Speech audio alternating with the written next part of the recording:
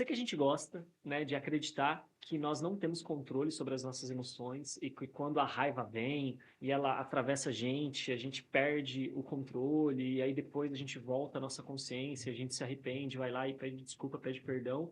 E a gente está tão acostumado, né, a ver isso acontecendo com tantas pessoas que a gente conhece, talvez nas casas que nós crescemos, na sociedade como um todo, e uma série, inclusive, né, de pesquisas que dão estrutura para que a gente acredite de que nós somos, de que nós não somos responsáveis sobre as nossas emoções. Só que o lado bom de estudar, de ler livros, de ir atrás de pesquisadores, né, é que você aprende algo novo. E o lado desafiador de aprender algo novo é que você precisa acabar assumindo a responsabilidade sobre você mesmo, sobre você mesmo.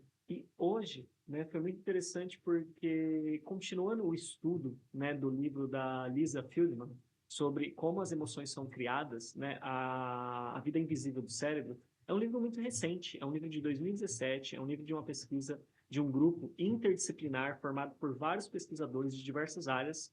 E nessa parte do estudo de hoje, sabe, foi muito legal ver o desenvolvimento do trabalho dela, aonde ela consegue, né, mostrar com diversos conhecimentos ali dentro da pesquisa dela e também com o resgate de diversas formas, de diversas teorias anteriores sobre as emoções, como, por exemplo, a ideia de que existem emoções inatas e universais, e ela vai mostrando, né, o como as nossas emoções elas são influenciadas por três aspectos. O primeiro deles, né, existe sim uma questão social, que vai atribuindo um sentido às nossas emoções. O que isso quer dizer? Que conforme você cresce em uma determinada cultura, então você que nasceu aqui no Brasil ou você que veio de um outro país, as pessoas que convivem à sua volta, elas vão dando um mesmo nome para uma série de sensações físicas. Então, uma certa sensação física no seu corpo, as pessoas dão o nome àquilo de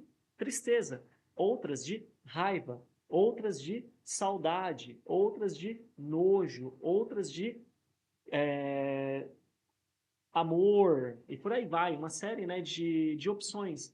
Mas essas construções de significados, elas são de uma cultura para outra. Só que o fato da gente estar em uma cultura e a gente crescer nela, a gente acha que todas as outras culturas, elas pensam ou sentem dessa mesma forma. E esse é um dos principais choques que uma pessoa, quando vai para um outro país, para uma cultura muito diferente, esse é um dos principais choques que essa pessoa tem, porque ela chega em um lugar onde as pessoas percebem a realidade de uma maneira diferente. Então, quer dizer que as pessoas naquele país não sentem as mesmas sensações físicas que aquela pessoa sente quando ela sente raiva?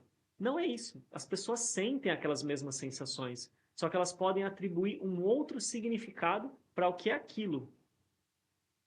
Ainda assim, também é interessante a gente entender que, mesmo que a gente atribua o mesmo significado culturalmente para aquilo, diferentes culturas, diferentes grupos, então diferentes estados do Brasil, têm maneiras diferentes de lidar com a raiva.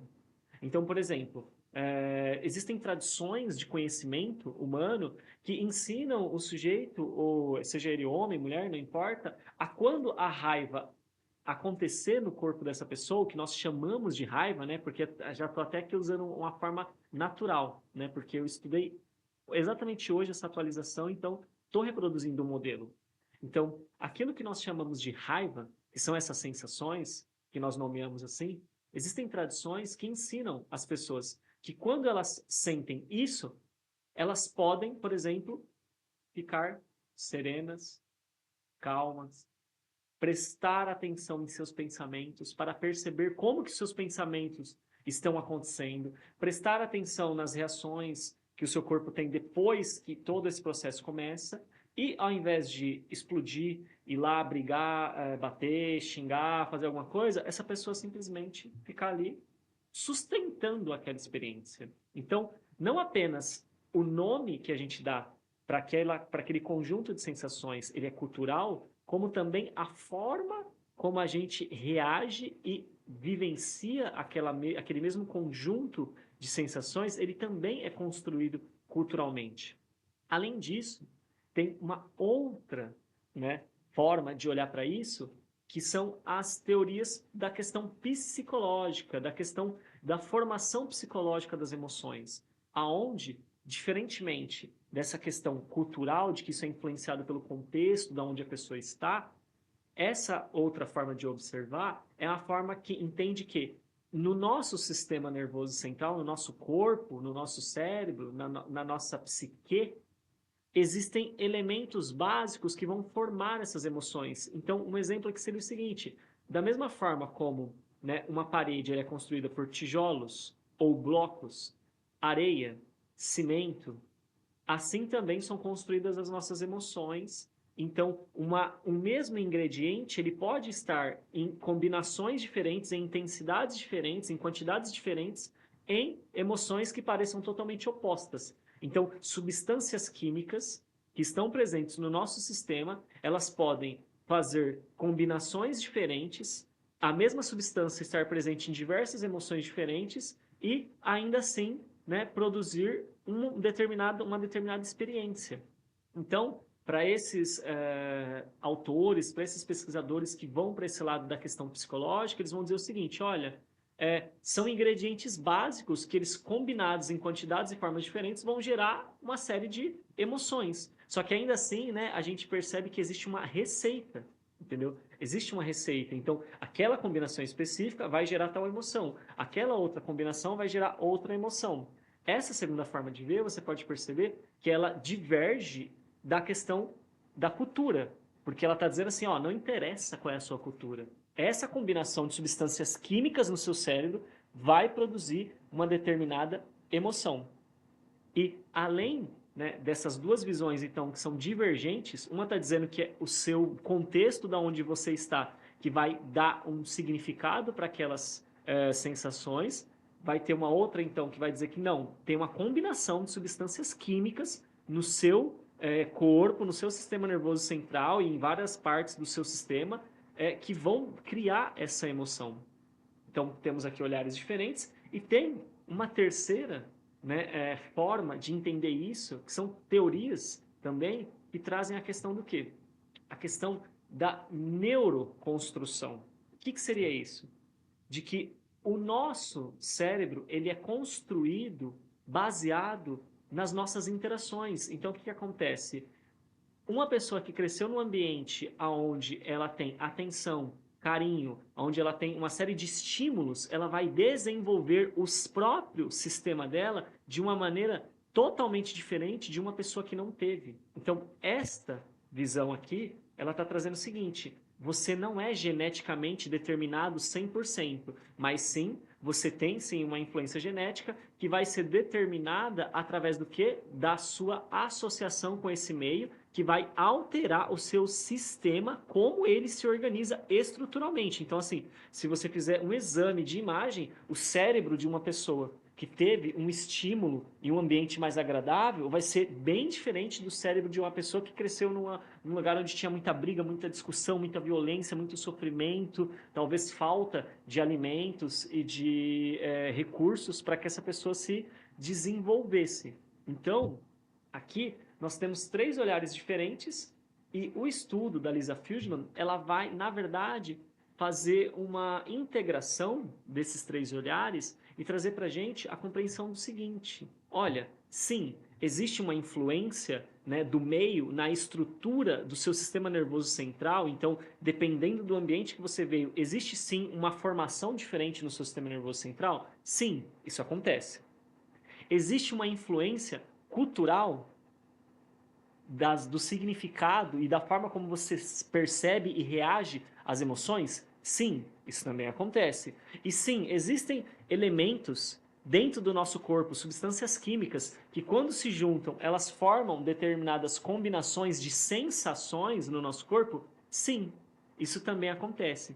Só que o que ela vai tentar trazer para a gente? A compreensão de que, mesmo que essas coisas todas acontecem, é ainda uma escolha de cada grupo, de cada cultura, como que ela vai interagir com essas sensações, como que ela vai nomear essas sensações. Então, do mesmo jeito que para um determinado grupo de pessoas, a maçã ela tem um sabor agradável, Para outras pessoas, a mesma maçã, que tem a mesma, entende, combinação de substâncias químicas, que tem a mesma, né, estrutura, que tem a mesma cultura, então todas as pessoas são daquela mesma cultura, todos são brasileiros, todos cresceram escutando, né, aquele padrão cultural do que é a maçã, todos estão com a mesma substância química ali interagindo no corpo deles, entendeu? E todos ali, entre aqueles todos, alguns vieram de lugares que tiveram uma estrutura melhor para desenvolver o seu sistema nervoso central e outras não tiveram tanta estrutura assim, então desenvolveram um sistema nervoso central com diferenças.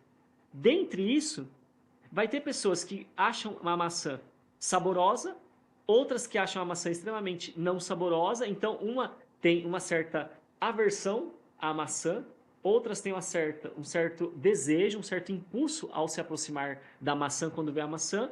Só que quando você olha para essas pessoas, elas estão misturadas. Então, assim, as pessoas que tiveram um desenvolvimento da estrutura cerebral e ou as que não tiveram, entre elas, vai ter pessoas que gostam e que não gostam. Entre as pessoas que tiveram uma construção cultural diferente em outro país, também vai ter pessoas que gostam e que não gostam, e que têm aversão. Então, com isso, ela está tentando explicar para a gente que, por mais que seja confortável, por mais que seja agradável para nós acreditarmos que as emoções, elas existem e nós herdamos ela da evolução das espécies, dos animais, dos nossos ancestrais, e que elas são assim e nós não temos nada a fazer em relação a elas, ela está exatamente dizendo o contrário. Ela está dizendo o seguinte: olha, você é totalmente capaz de ir construindo novos significados, novas formas de pensar as suas emoções, de experimentar as suas emoções, de perceber as suas emoções. Inclusive, ela diz o seguinte, ela fala assim, quando você está olhando para uma pessoa e ela tem uma certa expressão facial e você lê em um livro que aquela expressão facial ela está significando que ela está com medo, ou que ela está com raiva, ou que ela está com tristeza, sinto muito. Esse livro, ele não está dizendo a realidade de como isso acontece no cérebro da pessoa. Por quê? Porque aquilo que você percebe, aquilo que aquele autor daquele livro disse que é medo, pode sim significar medo para algumas pessoas, mas para outras pessoas aquela mesma expressão facial não vai significar medo. Então não existe essa conexão direta entre esta expressão tem este significado e esta expressão tem este significado. Então quando a gente está interpretando a vida dessa forma, achando que a gente é capaz de compreender a emoção que está acontecendo no outro só por conta das impressões que ela está dando para a gente, o que na verdade a gente está fazendo é repetindo o padrão cultural que fomos ensinados a acreditar que representa aquelas emoções. Então a gente olha para aquilo, a gente identifica assim, a pessoa está com medo, a pessoa está surpresa, a pessoa está mentindo. Em alguns casos vai funcionar? Com certeza. Existe um padrão cultural construído, muitas pessoas vão repetir esse padrão. Só que pessoas que foram capazes de ultrapassar esse padrão, de ressignificar esse padrão, elas não vão entrar nesse contexto. Então, esse conhecimento ele acaba não sendo um conhecimento válido. Por quê? Você não sabe se você está lidando com uma pessoa que sabe lidar com aquela emoção de uma outra maneira ou não. Então, tudo que você está achando que você está entendendo, compreendendo com base em ciência, baseado em estudos antigos que não tinham essas compreensões de todas essas teorias para fazer essa análise, assim como ela vem fazendo, você está tomando uma decisão errônea. Então você acha que está compreendendo, mas você não está compreendendo. Então veja, isso muda drasticamente a nossa vida, a nossa relação. Por quê? Porque a gente tem toda essa ideia, entende? Que homens não sabem lidar com emoções, ou homens são de determinada forma, são mais estressados, são mais agressivos, são mais competitivos, são mais duros, são mais exigentes, enfim, uma série de coisas, entendeu? E mulheres são mais frágeis, são mais sensíveis, são mais carentes, são mais não sei o quê, são mais medrosas, são mais dependentes, enfim, uma série de emoções, de sentimentos que nós atribuímos, que na verdade são ideias que grupos da sociedade acreditaram que queriam que fossem daquela forma, ou que até mesmo forçaram que fosse entendido daquela forma. Por quê? Porque isso dá um certo conforto para quem? Para quem está sendo privilegiado por aquela forma de perceber e de entender as emoções. Então, nós homens que temos essa ideia, né, de que o homem é assim ou é assado, nós estamos acreditando nisso porque isso é confortável para a gente não precisar agir de maneiras diferentes em situações que somos cobrados a isso e usamos essas desculpas, que sim, eu entendo, até hoje talvez para você era um conhecimento científico, mas essa autora, essa pesquisadora, né, canadense, que trabalha numa universidade americana, que co-dirige um laboratório de pesquisa, ela está exatamente trazendo esta compreensão para nós.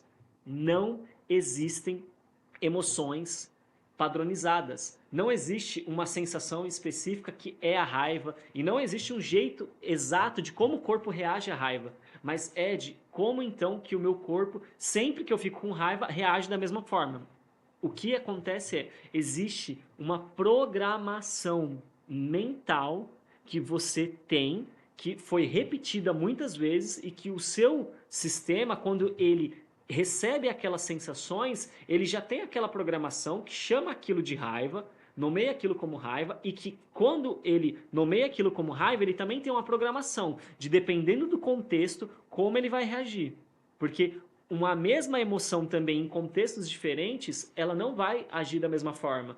Então, uma pessoa, por exemplo, que está com raiva na frente de, vamos imaginar, do exército, que tem um monte de soldados ali armados, ela não vai muitas vezes reagir como ela reagiria em um lugar onde ela entende que a outra pessoa que está ali não tem uma arma ou não pode gerar um risco à vida dela. Então, perceba, a forma de reagir às emoções, elas também estão ligadas a contextos. Então, o que isso quer dizer? Que existem scripts diferentes, como se fossem frases diferentes, salvas para cada situação, em cada contexto, e que o seu cérebro, ele pega aquilo que ele tem aprendido. Ah, mas eu não lembro quando me ensinaram isso. Não importa, você aprendeu isso em algum momento.